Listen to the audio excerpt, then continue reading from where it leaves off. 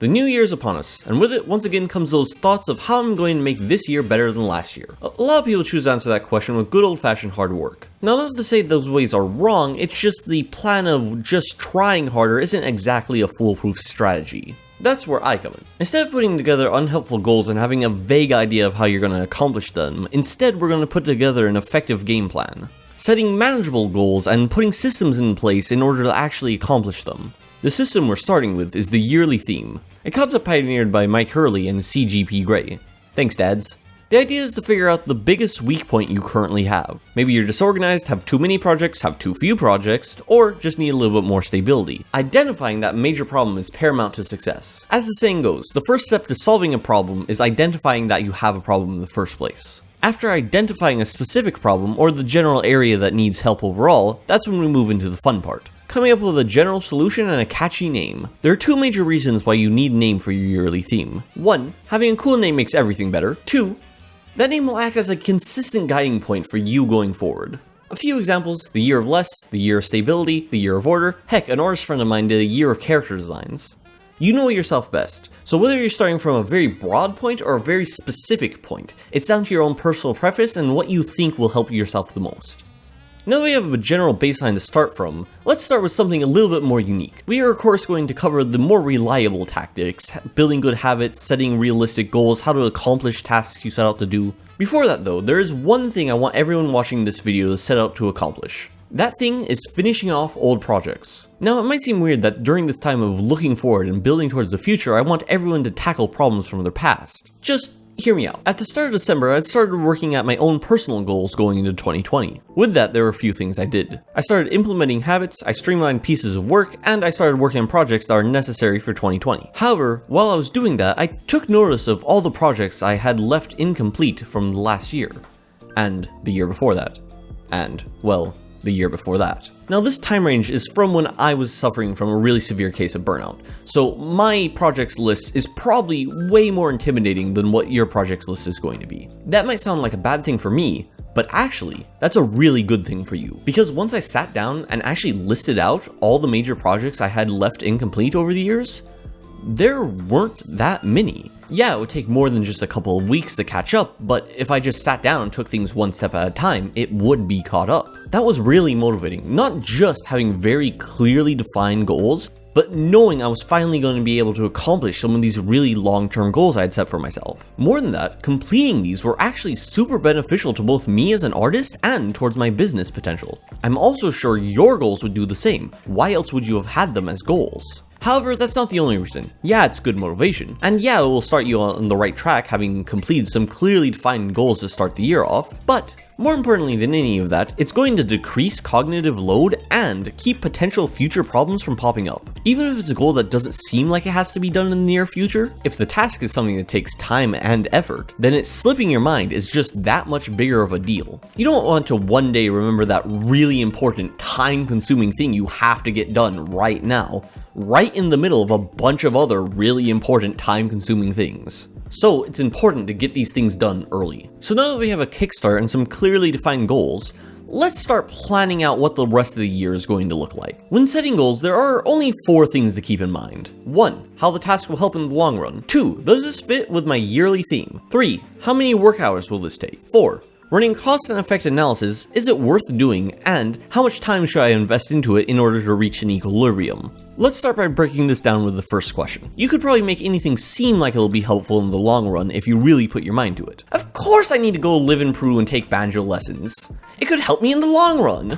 To really understand what will help you in the long run, you need to understand who you are and who you want to be. Looking at your end result, whether that be a professional writer, or someone who doesn't want to worry about their finances, or even just simply king of a small nation. You must look at the end result and see if this goal will push you closer or further away from it. If it doesn't push you closer, it's not worth pursuing. At least, not yet. Once you're in a more stable place, you can reassess your goals and your pursuits. If after all that time, you're still interested in the goal, it's probably pretty important to you on a fairly fundamental level, and that makes it so it's obviously important for you to pursue it. However, for the time being, let it go and focus on the more actionable, immediate things in front of you. Next, figure out how it fits into your yearly theme. Remember, the reason the theme was chosen was because it was the most pressing problem holding you back currently. Obviously, the more in line with the theme, the more important the goal will be. As an example, if you're trying to start a business, it's probably best to start with having an actual product and figuring out how you're going to sell it, rather than buying a massive property and hiring a bunch of employees. Yes, both are necessary, but you have to start at the beginning. Tackling later goals now will at best slow you down and at worst might completely stifle your growth. Figuring out work hours should be easy, but like anything else, it will take time to accurately assess. First, figure out how much time you actually have to work on your goals. Having 50 hours a week compared to just having the weekends fundamentally changes how you go about accomplishing them. Now, finding the time that individual tasks will take should be simple. If you're going to the gym for 3 days a week, 2 hours a day, multiply that by 52 and then subtract that number from your total allotted time. If it's something you're unsure about how long it's going to take you exactly, just time yourself doing that task and find an appropriate average for it. Or go a step beyond and start time tracking yourself in order to figure out where all the hours in the day are going. Find a realistic schedule that will work for you while allowing yourself some wiggle room, because you will always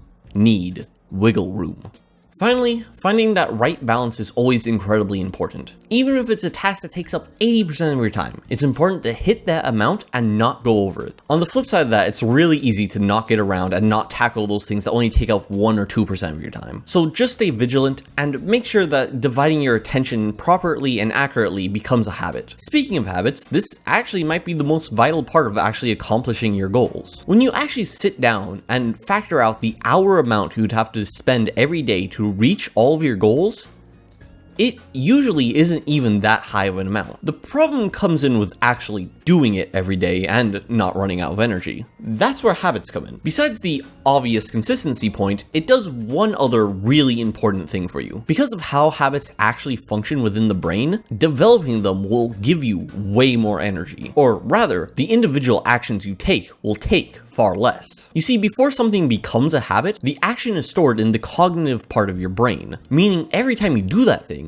you have to use mental power in order to start and continue doing it. However, when something becomes a habit, it gets stored in a deeper part of your brain, where it's far easier to process the information, and the more encoded it is, the easier it is to perform that task. It might be incredibly difficult to draw something, or perform on an instrument for the first time, but eventually with enough repetition, those things start to take less effort until eventually you're able to do them automatically. Well, there's no limit on how that happens. You can take literally anything, and with enough time, it will become a habit. Speaking of brain processing, since the brain does its primary processing while you sleep, the best way to learn a new skill is by doing it on a daily basis. There's only so much information the brain can truly learn in a single day, so even just missing out on one of those days is kind of a big problem, meaning cramming for 10 hours a day once a week will leave you way worse off than someone just spending 10 minutes a day every day trying to learn something. So make sure you get at least the minimal amount of time in each day, not just for learning, but even just doing a minuscule amount of a task will help enforce a habit. Some of the most important habits are exercise, eating healthy, and getting a proper night's sleep. Without these things, your body and your mind will not perform properly. If you want to be successful, then only being able to give 50% of your full capacity is really going to hold you back. And even if you can accomplish your goals at only 50%, just imagine what you could accomplish at 100%. Now, as great as it would be to instantly build up 10 new habits, that just isn't very practical. It's better to drill down and just learn a couple practical habits at the start. Really importantly, if you fail, just keep sticking to it and inevitably you will succeed. No matter the situation you're in, there has been someone else in the same situation as you who accomplished your goal. Even if you're a parent, going to school full-time and working full-time, good news. There have been plenty of people that have worked full-time, went to school full-time, and have taken care of a family. Even better news, they aren't just a different species than you. They probably just understood their own personal shortcomings and took steps to overcome them. You can still find time to work towards your goals if they're important to you. Maybe the problem is when you get home from a full day, you're just too exhausted to do anything. If that's the case, often the solution is simply wake up before anyone else. And during that morning time, while you still have that energy, just getting that little bit of time in to work towards your goal, that could make a world of difference. Always remember to prioritize the things that are important and make sure they get done first, while you're still at 100%. Now there is one other major point I want to cover. That is growth. Just because you work at something and try really hard at it doesn't mean you're necessarily going to succeed. You can follow the exact same routine as someone who has already made it, and most likely that will work, but without supplementing yourself with other things in order to grow as a person, your growth will not be optimal. That means stepping outside of your comfort zone and pushing on resistances. For you, this could be the time to finally start learning that one instrument, or showing other people your artistic hobby even though you're nervous about it. It could even be as simple as having a secret that you would feel better having told someone about, and just telling someone. Stepping outside your comfort zone and fighting resistances won't just make you stronger. Every time you do it, you'll feel more motivated to tackle your goals. I also want to touch upon the fact that resistance, that feeling you get when you don't want to do something for whatever reason,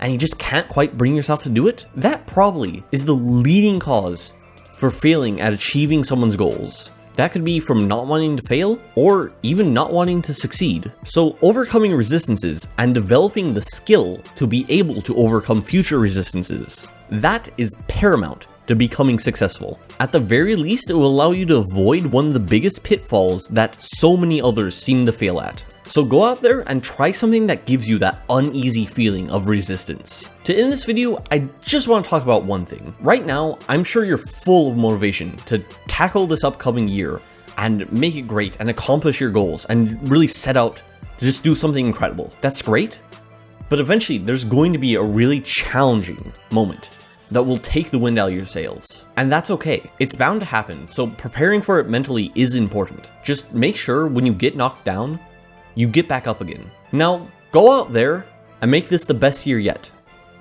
Or at least take a couple steps towards your dream. Thanks for watching this video. If you want to help support the channel, share this video with whoever you think could help. Subscribe for more content like this, and if you want even more of me, I run like 6 different channels and I have some books you can pick up on Amazon. I wish everyone watching this a great new year.